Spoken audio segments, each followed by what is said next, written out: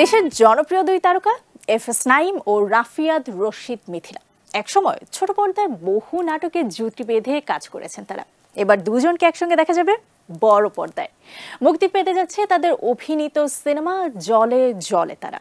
এই সিনেমার গল্প ও নানা বিষয় নিয়ে এটিএন নিউজের সঙ্গে কথা বলেছেন সিনেমাটির নায়ক নাঈম।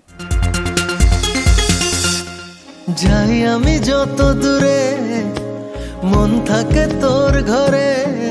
দীর্ঘদিন পর জলে জলে তারা দিয়ে ভালোবাসা দিবসে দর্শক মাতাতে আবারও পর্দায় আসছেন একসময়ের জনপ্রিয় অভিনেতা এফএস নাঈম ও অভিনেত্রী রাফিয়াত রশিদ মিথিলা।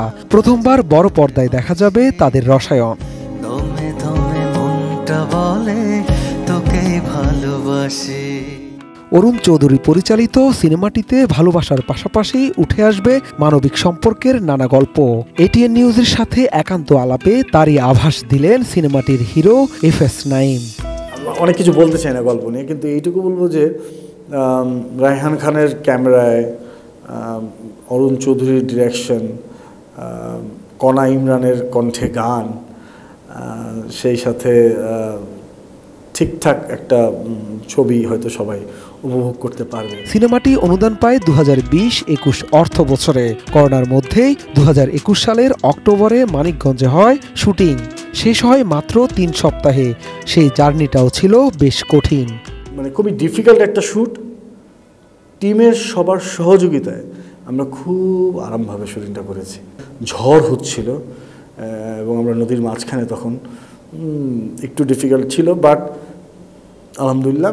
নির্মাণ শেষে একাধিকবার তারিখ ঠিক করেও সিনেমাটির মুক্তি পিছিয়ে যায়। গত বছরও ছিল মুক্তির তালিকায়, কিন্তু জুলাই বিপ্লবের কারণে আর মুক্তি দেননি নির্মাতা। অবশেষে নানা প্রতিবন্ধকতার মাঝেও সিনেমাটির মুক্তি দর্শকদের মুগ্ধ করবে প্রত্যাশা নাঈমের। দর্শক গেলে প্রতিটি চরিত্রকে নিয়েই তাদের একটি করে অনুভূতি তারা ব্যক্ত করবেন, এটা আমি আশাবাদী। জলে জলে তারাই নাঈম মিথিলা ছাড়াও অভিনয় করেছেন আরও এক ঝাঁক তারকা, যা সিনেমাটিকে নিয়ে যাবে অনন্য উচ্চতায়, জানালেন নাঈম।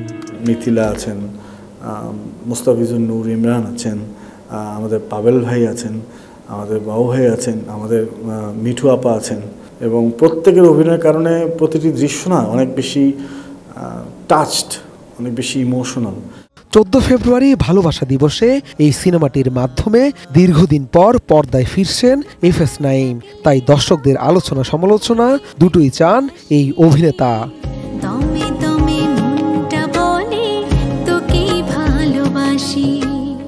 শাহাদাত রিফাত, এটিএন নিউজ, ঢাকা।